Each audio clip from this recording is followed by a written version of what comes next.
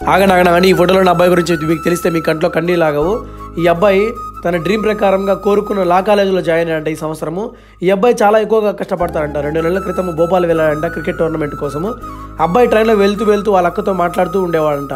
అబ్బాయి చెప్పాడంట, ఇక్కడ ఉన్న వాళ్ళందరూ నా మీద జోకులు వేస్తున్నారు, నా మీద నన్ను ఒక కమిడియన్ లాగా చూస్తున్నారు నన్ను అన్నాడంట. అండ్ ఇక్కడ వచ్చినందుకు కూడా నాకు చాలా బాధగా ఉందని కూడా అన్నాడంట. ఏదేమైనా కూడా అబ్బాయి చెప్పిన మాటలు విన్న వాళ్ళ అక్క కొంచెం భయపడిందంట. అండ్ ఇంతకీ ఏం జరగబోతుందో ఊహించలేమన్నట్టుగా అనుకుందంట. తర్వాత రోజు ఒక ఫోన్ వచ్చిందంట. తుషార్ కిటికీలోంచి దూకేశాడంట అని చనిపోయాడంట అని ఒక వార్త వచ్చిందంట. వీళ్ళందరూ కూడా భోపాల్కి వెళ్ళారంట. అక్కడికి వెళ్ళిన తర్వాత చూస్తే ఆ అబ్బాయి వెనుక పక్క వీపు మీద ఏవేవో గీతలు కనిపిస్తున్నాయంట. వీళ్ళంతా వెళ్ళి ఎక్కడ ఇన్సిడెంట్ జరిగిందో ఎగ్జాక్ట్గా ఆ రూమ్ని చూశారంట. ఆ రూమ్ని చూసాక అర్థమైంది ఏంటంటే ఆ అబ్బాయి ఎట్టి పరిస్థితుల్లో కూడా ఆ కిటికీలో సరిపోడు. అప్పుడే అర్థమైంది అంటే వాళ్ళ అబ్బాయి కావాలని చనిపోలేదు, ఎవరో ఇది చేశారన్నట్టుగా.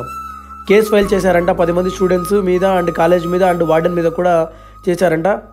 వీళ్ళ కేసు కనీసం ఇన్వెస్టిగేషన్ కూడా జరగలేదంట. వీళ్ళు ఫిక్స్ అయిపోయారంట వీళ్ళ జీవితం చివరి వరకు వాళ్ళ కొడుకు చావుకి న్యాయం జరిగేంత వరకు వీళ్ళు పోరాడుతూనే ఉందామని ఫిక్స్ అయిపోయారంట. ప్లీజ్ అండి నా వీడియోస్ మీకు నచ్చకపోతే సబ్స్క్రైబ్ చేసుకొని మీ సపోర్ట్ నాకు ఇవ్వండి. వాళ్ళకి ఎప్పటికైనా న్యాయం జరగాలని మనందరం కోరుకుందాం.